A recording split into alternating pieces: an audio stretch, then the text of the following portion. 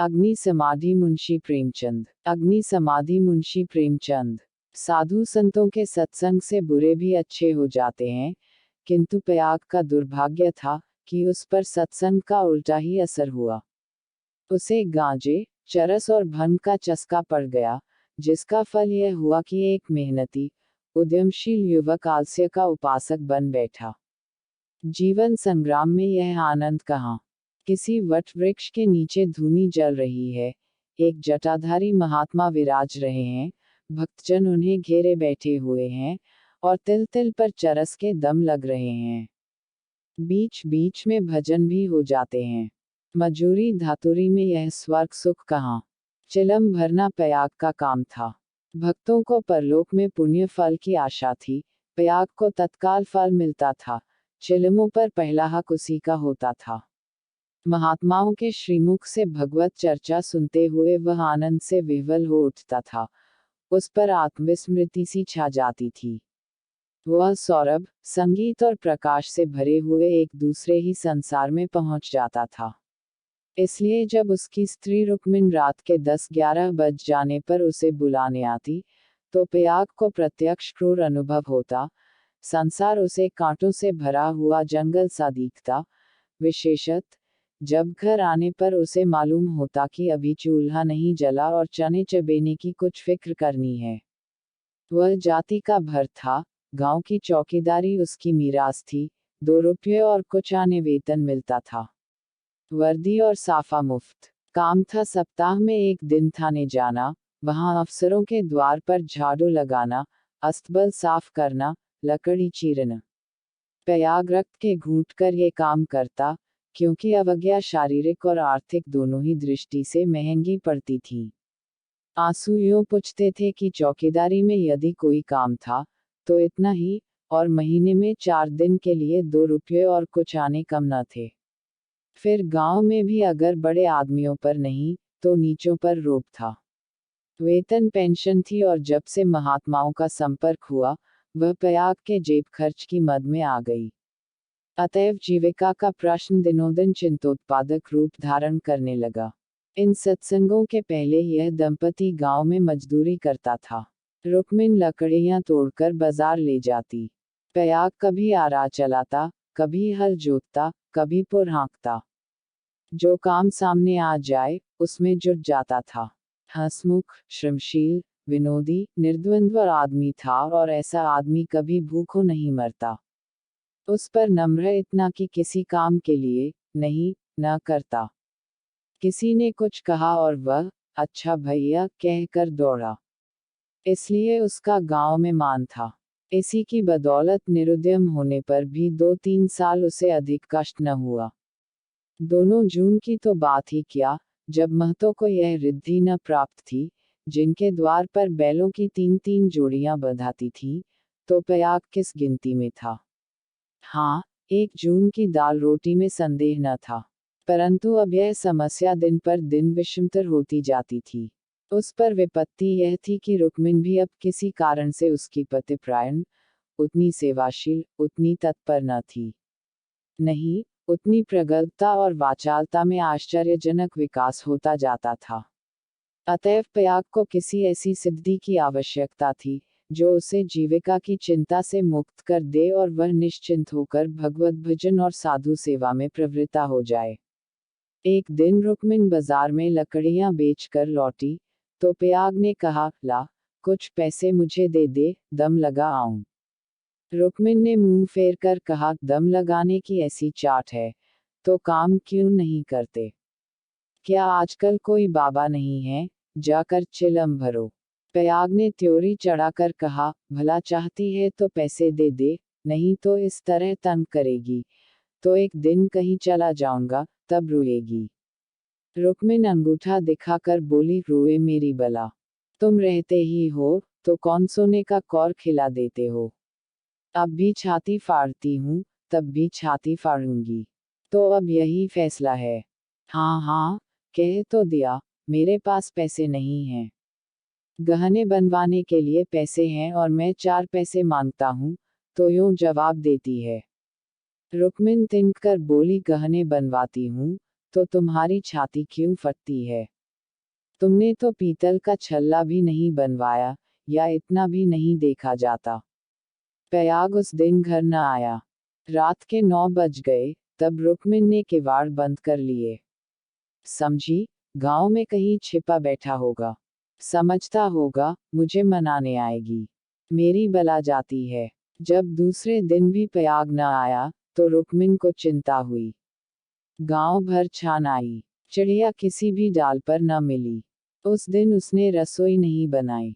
रात को लेटी भी तो बहुत देर तक आंखें न लगी। शंका हो रही थी, पयाग सचमुच तो विरक्त नहीं हो गया। उसने सोचा, प्रातःकाल पत्ता पत्ता छान डालूंगी, किसी साधु संत के साथ होगा। जाकर थाने में रपट कर दूंगी। अभी तड़का ही था कि रुक्मिन थाने में चलने को तैयार हो गई। किवाड़ बंद करके निकली ही थी कि पयाग आता हुआ दिखाई दिया। पर वह अकेला न था। उसके पीछे पीछे एक स्त्री भी थी। उसकी छींट की साड़ी, रंगी हुई चादर, लंबा घूंघट और शर्मीली चाल देखकर रुक्मिन का कलेजा धक से हो गया। वह एक क्षण हतबुद्धि सी खड़ी रही, तब बढ़कर नई सौंत को दोनों हाथों के बीच में ले लिया और उसे इस भांति धीरे धीरे घर के अंदर ले चली, जैसे कोई रोगी जीवन से निराश होकर विष पान कर रहा हो। जब पड़ोसियों की भीड़ छंट गई तो रुक्मिन ने पयाग से पूछा, इसे कहाँ से लाए? पयाग ने हंसकर कहा, घर से भागी जाती थी, मुझे रास्ते में मिल गई। घर का काम धांधा करेगी, पड़ी रहेगी। मालूम होता है, मुझसे तुम्हारा जी भर गया। पयाग ने तिरछी चितवनों से देखकर कहा, दुत पगली, इसे तेरी सेवा टहल करने को लाया हूँ। नई के आगे पुरानी को कौन पूछता है। चल, मन जिससे मिले वही नहीं है, मन जिससे न मिले वही पुरानी है। ला, कुछ पैसा हो तो दे दे, 3 दिन से दम नहीं लगाया, पैर सीधे नहीं पड़ते। हाँ, देख 2-4 दिन इस बेचारी को खिला पिला दे, फिर तो आप ही काम करने लगेगी। रुक्मिन ने पूरा रुपया लाकर पयाग के हाथ पर रख दिया। दूसरी बार कहने की जरूरत ही न पड़ी। पयाग में चाहे और कोई गुण हो या न हो, यह मानना पड़ेगा कि वह शासन के मूल सिद्धांतों से परिचित था। उसने भेद नीति को अपना लक्ष्य बना लिया था। 1 मास तक किसी प्रकार की विघ्न बाधा न पड़ी। रुक्मिन अपनी सारी चौकड़ियां भूल गई थी। बड़े तड़के उठती, कभी लकड़ियां तोड़कर, कभी चारा काटकर, कभी उपले पात कर बाजार ले जाती।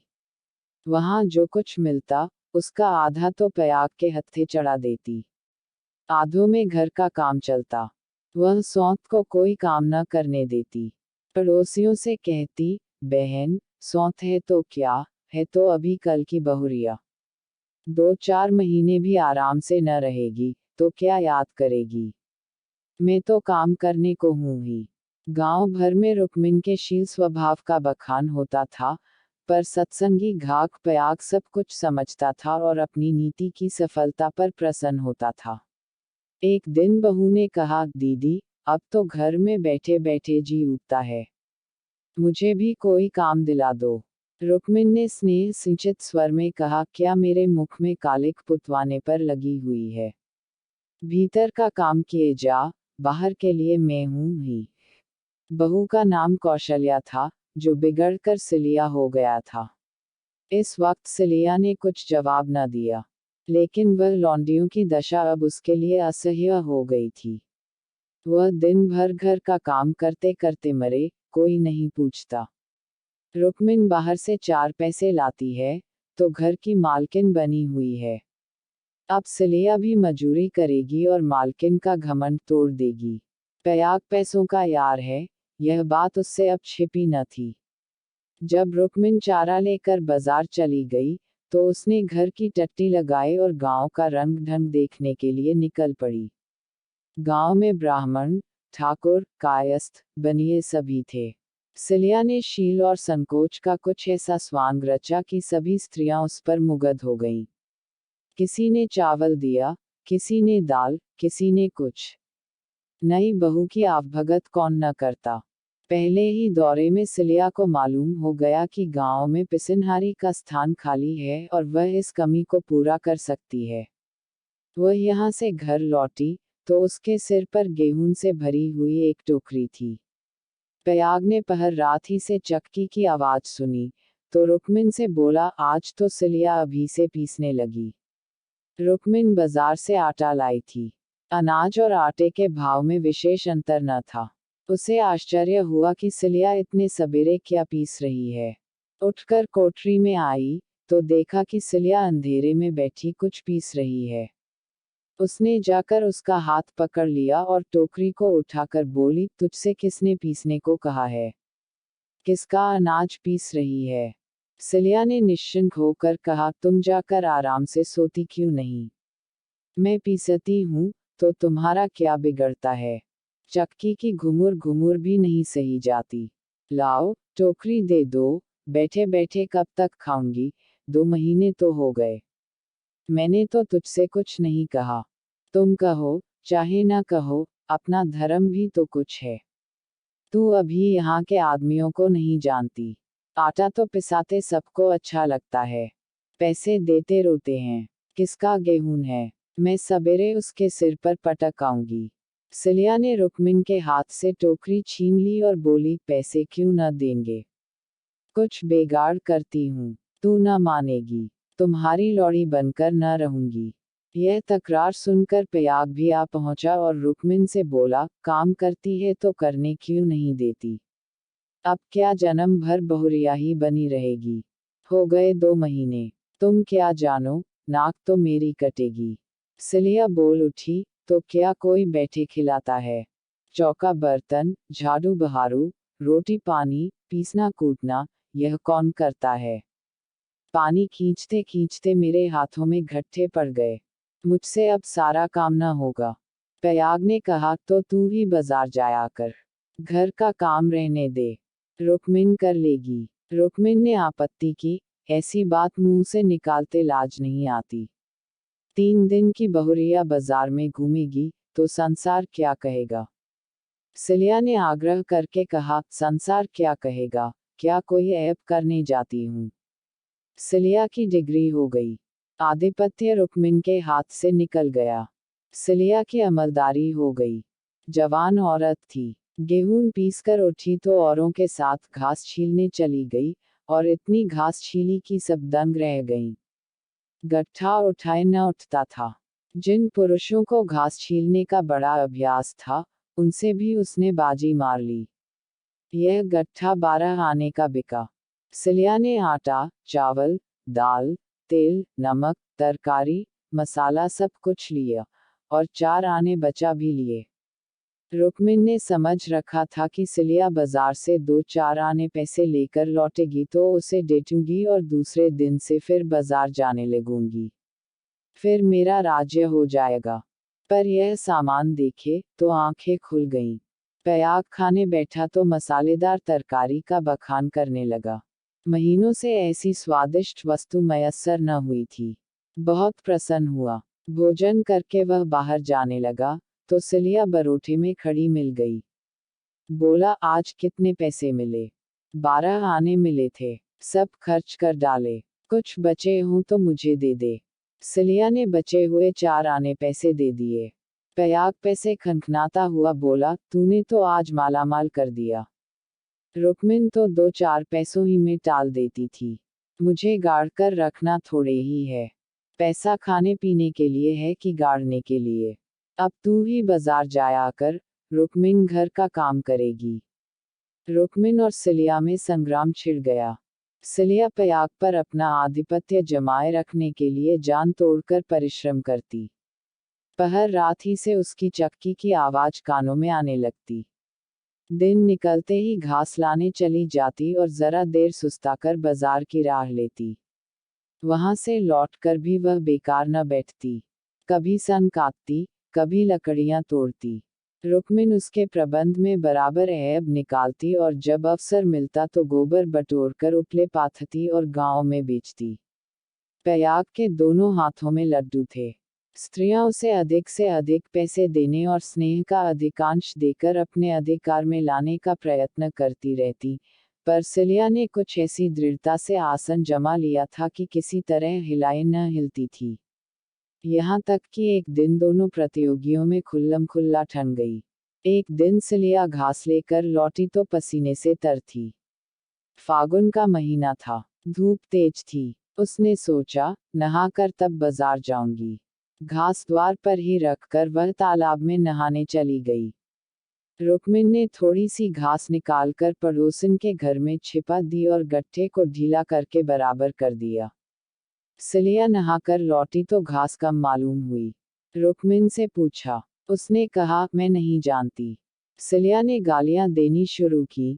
जिसने मेरी घास छुई हो, उसकी देह में कीड़े पड़े, उसके बाप और भाई मर जाएं, उसकी आंखें फूट जाएं।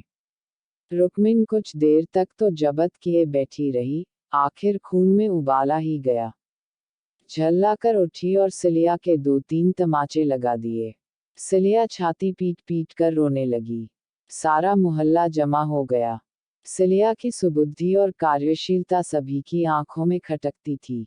वह सबसे अधिक घास क्यों छीलती है, सबसे ज्यादा लकड़ियां क्यों लाती है, इतने सवेरे क्यों उठती है, इतने पैसे क्यों लाती है, इन कारणों ने उसे पड़ोसियों की सहानुभूति से वंचित कर दिया था। सब उसी को बुरा भला कहने लगी। मुट्ठी भर घास के लिए इतना ऊधम मचा डाला, इतनी घास तो आदमी झाड़ कर फेंक देता है। घास न हुई, सो न हुआ। तुझे तो सोचना चाहिए था कि अगर किसी ने ले ही लिया, तो है तो गांव घर ही का। बाहर का कोई चोर तो आया नहीं। तूने इतनी गालियां दी, तो किसको दी? पड़ोसियों ही को तो। संयोग से उस दिन प्रयाग थाने गया हुआ था।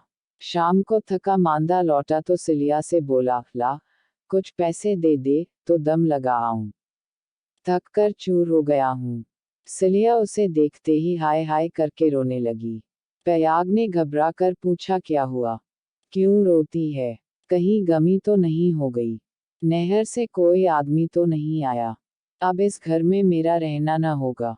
अपने घर जाऊंगी। अरे, कुछ मुंह से तो बोल, हुआ क्या? गांव में किसी ने गाली दी है? किसने गाली दी है? घर फूंक दूं, उसका चालान करवा दूं।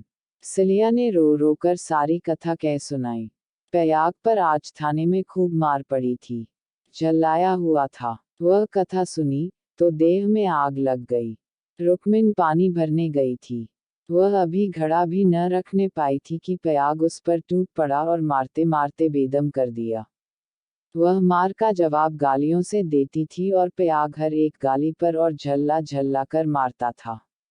यहाँ तक कि रुक्मिन के घुटने फूट गए, चूड़ियां टूट गईं। सिलिया बीच बीच में कहती जाती थी, वाह रे तेरा दीदा, वाह रे तेरी जबान, ऐसी तो औरत ही नहीं देखी। औरत काहे को, डाइन है, जरा भी मुंह में लगाम नहीं। किंतु रुक्मिन उसकी बातों को मानो सुनती ही न थी। उसकी सारी शक्ति प्रयाग को कोसने में लगी हुई थी। प्रयाग मारते मारते थक गया, पर रुक्मिन की जबान न थकी। बस यही रट लगी हुई थी, तू मर जा, तेरी मिट्टी निकले, तुझे भवानी खाया, तुझे मिर्गी आए। प्रयाग रह रह कर क्रोध से तिलमिला उठता और आकर 2-4 लातें जमा देता। पर रुक्मिन को अब शायद चोट ही न लगती थी। वह जगह से हिलती भी न थी। सिर के बाल खोले, जमीन पर बैठी इन्हीं मंत्रों का पाठ कर रही थी। उसके स्वर में अब क्रोध न था, केवल एक उन्मादमय प्रवाह था। उसकी समस्त आत्मा हिंसा कामना की अग्नि से प्रज्वलित हो रही थी। अंधेरा हुआ तो रुक्मिन उठकर एक ओर निकल गई, जैसे आंखों से आंसू की धार निकल जाती है। सिलिया भोजन बना रही थी। उसने उसे जाते देखा भी, पर कुछ पूछा नहीं। द्वार पर प्रयाग बैठा चिलम पी रहा था। उसने भी कुछ न कहा। जब फसल पकने लगती थी, तो 1.5-2 महीने तक प्रयाग को हार की देखभाल करनी पड़ती थी। उसे किसानों से दोनों फसलों पर हल पीछे कुछ अनाज बंधा हुआ था। माघ ही में वह हार के बीच में थोड़ी सी जमीन साफ करके एक मड़ैया डाल लेता था और रात को खा पी कर आग, चिलम और तमाकू चरस लिए हुए इसी मड़ैया में जाकर पड़ा रहता था। चैत के अंत तक उसका यही नियम रहता था। आजकल वही दिन थे। फसल पकी हुई तैयार खड़ी थी। 2-4 दिन में कटाई शुरू होने वाली थी। प्रयाग ने 10 बजे रात तक रुक्मिन की राह देखी। फिर यह समझकर कि शायद किसी पड़ोसन के घर सो रही होगी, उसने खा पी कर अपनी लाठी उठाई और सिलिया से बोला, किवाड़ बंद कर ले, अगर रुक्मिन आई तो खोल देना, और मना जुना कर थोड़ा बहुत खिला देना। तेरे पीछे आज इतना तूफान हो गया, मुझे न जाने इतना गुस्सा कैसे आ गया। मैंने उसे कभी फूल की छड़ी से भी न छुआ था। कहीं बूढ़ घास न मरी हो, तो कल आफत आ जाए। सिलिया बोली, न जाने वह आएगी कि नहीं। मैं अकेली कैसे रहूंगी, मुझे डर लगता है। तो घर में कौन रहेगा? सूना घर पाकर कोई लोटा थाली उठा ले जाए तो डर किस बात का है? फिर रुक्मिन तो आती ही होगी। सिलिया ने अंदर से टट्टी बंद कर ली। प्रयाग हार की ओर चला। चरस की तरंग में यह भजन गाता जाता था। ठगेनी क्या नैना झमकावे, कद्दू काट मृदंग बनावे, नींबू काट मजीरा, 5 तरोई मंगल गावे, नाचे बालम खीरा। रूपा पहिर के रूप दिखावे, सोना पहिर रिझावे, गले डाल तुलसी की माला, 3 लोक भरमावे। ठगेनी सहसा सिवाने पर पहुंचते ही उसने देखा कि सामने हार में किसी ने आग जलाई। एक क्षण में एक ज्वाला सी दहक उठी। उसने चिल्लाकर पुकारा, कौन है वहां? अरे, यह कौन आग जलाता है? ऊपर उठती हुई ज्वालाओं ने अपनी आग्नेय जिना से उत्तर दिया।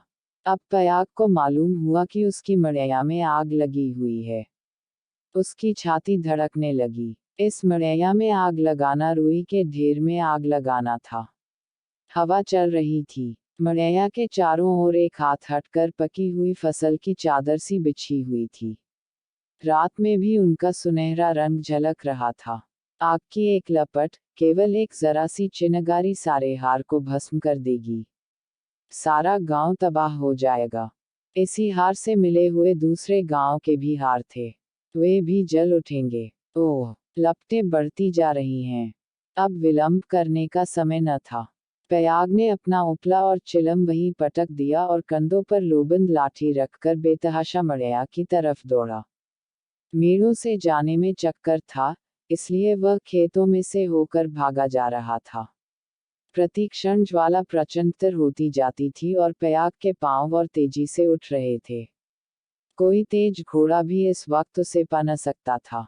अपनी तेजी पर उसे स्वयं आश्चर्य हो रहा था। जान पड़ता था, पांव भूमि पर पड़ते ही नहीं। उसकी आंखें मड़ैया पर लगी हुई थीं, दाहिने बाएं से और कुछ न सूझता था। इसी एकाग्रता ने उसके पैरों में पर लगा दिए थे। न दम फूलता था, न पांव थकते थे। 3-4 फरलांग उसने 2 मिनट में तय कर लिए और मड़ैया के पास जा पहुंचा। मड़ैया के आसपास कोई न था। किसने यह कर्म किया है, यह सोचने का मौका न था। उसे खोजने की तो बात ही और थी। प्रयाग का संदेह रुक्मिन पर हुआ, पर यह क्रोध का समय न था। ज्वालाएं कुचाली बालकों की भांति ठट्ठा मारती, धक्कम धक्का करती, कभी दाहिनी ओर लपकती और कभी बाईं तरफ। बस ऐसा मालूम होता था कि लपट अब खेत तक पहुंची, अब पहुंची। मानो ज्वालाएं आग्रहपूर्वक क्यारियों की ओर बढ़ती और असफल होकर दूसरी बार फिर दूने वेग से लपकती थी। आग कैसे बुझे? लाठी से पीटकर बुझाने का गौना था। वह तो निरी मूर्खता थी। फिर क्या हो, फसल जल गई, तो फिर वह किसी को मुंह न दिखा सकेगा। आह, गांव में कोहराम मच जाएगा, सर्वनाश हो जाएगा। उसने ज्यादा नहीं सोचा। गंवारों को सोचना नहीं आता। प्रयाग ने लाठी संभाली, जोर से एक छलांग मारकर आग के अंदर मड़ैया के द्वार पर जा पहुंचा। जलती हुई मड़ैया को अपनी लाठी पर उठाया और उसे सिर पर लिए सबसे चौड़ी मेड़ पर गांव की तरफ भागा। ऐसा जान पड़ा, मानो कोई अग्नियान हवा में उड़ता चला जा रहा है। फूस की जलती हुई धाज्जियां उसके ऊपर गिर रही थीं, पर उसे इसका ज्ञान तक न होता था। एक बार एक मूठा अलग होकर उसके हाथ पर गिर पड़ा। सारा हाथ भुन गया, पर उसके पांव पल भर भी नहीं रुके, हाथों में जरा भी हिचक न हुई। हाथों का हिलना खेती का तबाह होना था। प्रयाग की ओर से अब कोई शंका न थी। अगर भय था तो यही कि मड़ैया का वह केंद्र भाग जहां लाठी का कुंदा डालकर पयाग ने उसे उठाया था, न जल जाए, क्योंकि छेद के फैलते ही मड़ैया उसके ऊपर आ गिरेगी और अग्नि समाधि में मग्न कर देगी। पयाग यह जानता था और हवा की चाल से उड़ा चला जाता था। 4 फरलांग की दौड़ है। मृत्यु अग्नि का रूप धारण किए हुए पयाग के सर पर खेल रही है और गांव की फसल पर। उसकी दौड़ में इतना वेग है कि ज्वालाओं का मुंह पीछे को फिर गया है और उसकी दाहक शक्ति का अधिकांश वायु से लड़ने में लग रहा है। नहीं तो अब तक बीच में आग पहुंच गई होती और हाहाकार मच गया होता। 1 फरलांग तो निकल गया, पयाग की हिम्मत ने हार नहीं मानी। वह दूसरा फरलांग भी पूरा हो गया। देखना पयाग, 2 फरलांग की और कसर है। पांव जरा भी सुस्त न हो। ज्वाला लाठी के कुंदे पर पहुंची और तुम्हारे जीवन का अंत है। मरने के बाद भी तुम्हें गालियां मिलेंगी, तुम अनंत काल तक आहों की आग में जलते रहोगे।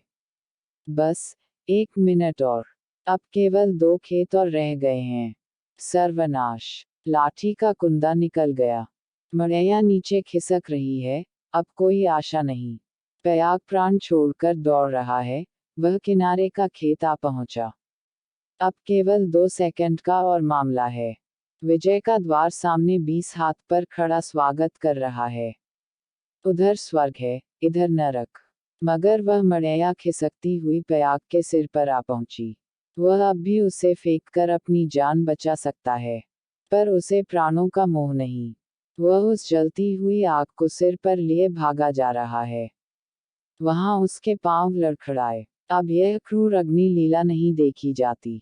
एकाएक एक स्त्री सामने के वृक्ष के नीचे से दौड़ती हुई पयाग के पास पहुंची। यह रुक्मिन थी। उसने तुरंत पयाग के सामने आकर गर्दन झुकाए और जलती हुई मड़ैया के नीचे पहुंचकर उसे दोनों हाथों पर ले लिया। उसी दम पयाग मूर्छित होकर गिर पड़ा। उसका सारा मुंह झुलस गया था। रुक्मिन उसके अलाव को लिए 1 सेकंड में खेत के दौरे पर आ पहुंची। मगर इतनी दूर में उसके हाथ जल गए, मुंह जल गया और कपड़ों में आग लग गई। उसे अब इतनी सुधि भी न थी कि मड़ैया के बाहर निकल आए। वह मड़ैया को लिए हुए गिर पड़ी।